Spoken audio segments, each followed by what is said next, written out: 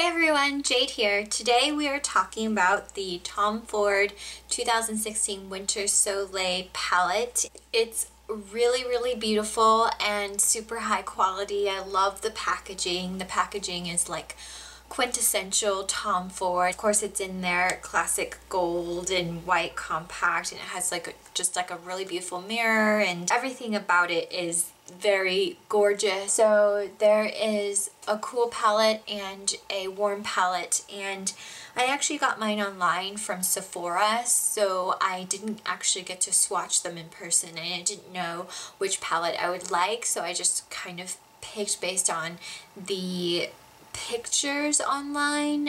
And then subsequently I went into Nordstrom and I got to swatch both palettes, and unfortunately, I picked the wrong one. I have been playing with this palette and I don't like it. It's not just that I don't love it, it's like I actively dislike it, which is so weird, and I think Shelly's going to be in shock when she sees this video because she knows that I love everything Tom Ford.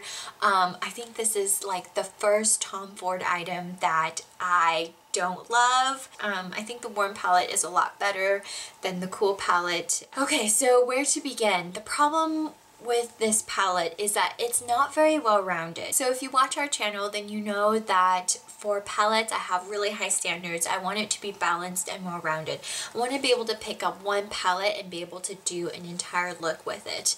I don't want to have to reach for another palette for matte colors or transition colors. Just I want one palette to be able to work, and I was really excited about this palette when I saw it online because it was a quad, and you know there's a lot of great quads out there that can achieve an entire look, and so I was really excited that it had a quad and it had a highlighter and a blush. So I was like, okay, great, like one complete face look in one palette. No. If you're like me and you're looking for something like that, this is not the palette for you. Yeah, so the colors were just really disappointing, and gosh, I can't even figure out like what the names of these colors are. It doesn't say anywhere. So let's just call this the glittery pink. We'll call this one the glittery purple. This one we'll call taupe. It's kind of brownish taupey-ish, but we'll just call it taupe. And this one's kind of like a dark, deep plum, smoky purple, so we'll just call it the smoky purple. So one thing right off the bat that I really disliked was that the sparkly pink and the sparkly purple are exactly the same color. Like they look like different colors in the pan, but when you swatch them and when you put them on your eye, it's like the same exact color. In fact, there's no color whatsoever. You don't get a pink out of it, you don't get a purple out of it. They both are just like chunky glitter, and the glitter falls off, it doesn't stay on your lid. I tried the purple at first and it just didn't show up, and then I was like, okay, how can I get the pink to show up? And I hate doing this, but I reached for my other palettes to try and help me. I reached for both the chocolate bar and the bonbon.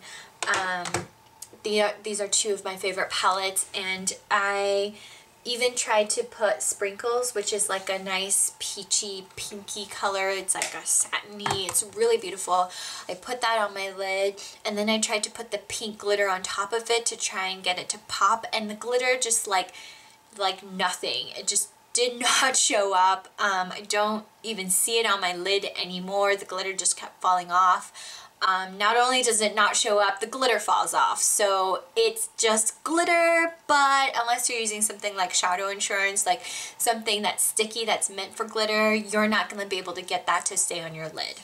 Another issue I have with this palette is that the two colors that are left, the taupe and the dark purple, they're both kind of shimmery, and at first I was trying really hard just to do a look with only this palette and nothing else, and so I was like, okay, let me use this taupe in the crease, but it was really flat and one-dimensional. I tried to blend it out and make it look good, and I couldn't. couldn't get it to work, so I had to reach for my chocolate palette, and Semi-Sweet is one of my favorite crease colors. You see here that once I blend Semi-Sweet into the crease, it gives it just kind of an oomph. It kind of gives it some dimension and some depth.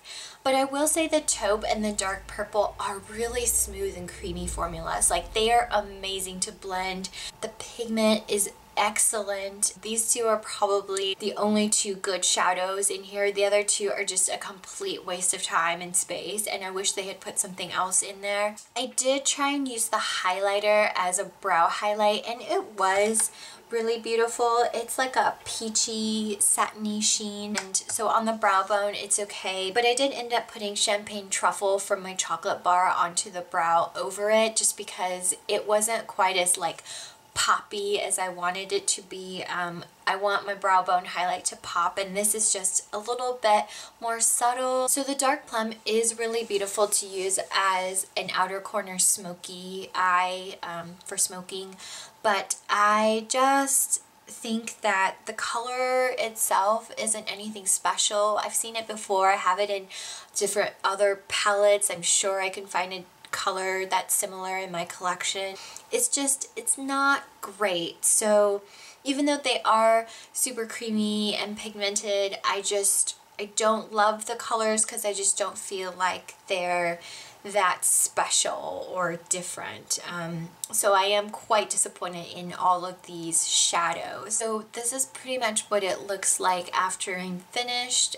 But as you can see, I used a lot of shadows from my Too Faced palettes. It needed a lot of help, so I don't think I can achieve a very good look with just this palette alone, and the colors are just flat. They're disappointing. Okay, so moving on to the face. So the blush, I really do like the blush. It's a beautiful bright pink. So if you're someone who's not used to wearing bright pink, this might not be for you, but it is highly pigmented. You don't need a whole lot. It's just like a really bright, beautiful spring color.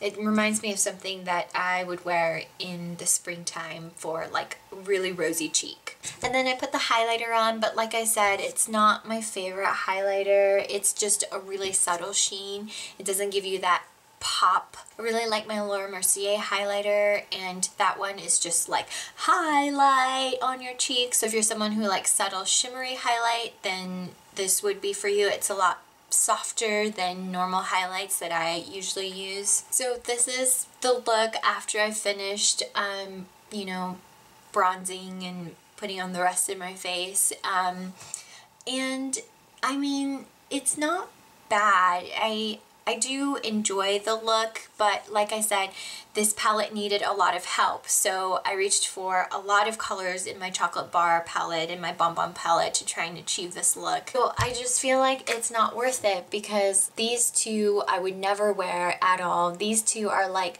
yes, they're creamy and they have a good formula, but like they're really boring colors. And the blush I do like, and the highlighter I'm just kind of like so-so on. So to pay $155 for a palette that I'm super lukewarm about, and I don't like half of the colors in there, I think that's kind of a lot. So I did get to swatch the warm palette. It is a lot better than the cool palette in my opinion. The blush is a little bit more toned down. It's like a peachy tone instead of like a bright pink.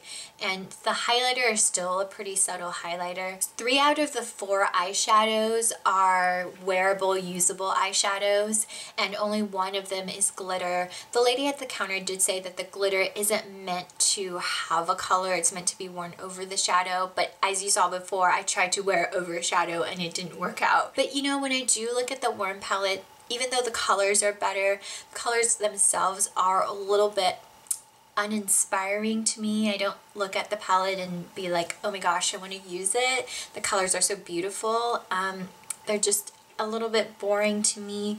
You know, when I look at my bonbon palette, I'm like, oh my gosh, I love those colors. I want to reach for this palette every day. You know, same with my chocolate palette. I'm like, oh, I can create so many good looks with this. But the Tom Ford ones, either the cool or the warm, I look at it and I'm like, don't prefer to reach for it over some of my other palettes. I don't think I would ever use it. it pains me to give Tom Ford a bad review because I love all Tom Ford products. I'm just actually kind of shocked by my own opinion, actually. Like, I thought I was gonna love this because, you know, I went in like heavily biased, like I'm going to love this because it's Tom Ford. I'm gonna love it no matter what. It's gonna be awesome. And so for me to dislike it and give it a bad review is kind of shocking. Well, you know, the Nordstrom ladies said that they sold out of the cool colors. They don't have any more in stock. They still have the warm colors in stock. So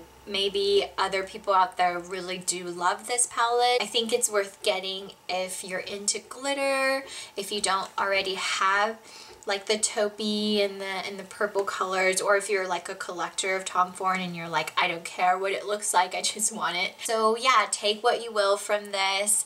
I hope you found it to be informative. Okay, well, I hope you enjoyed this review. Hit like and subscribe before you go, and we will see you guys next time. Thanks, bye!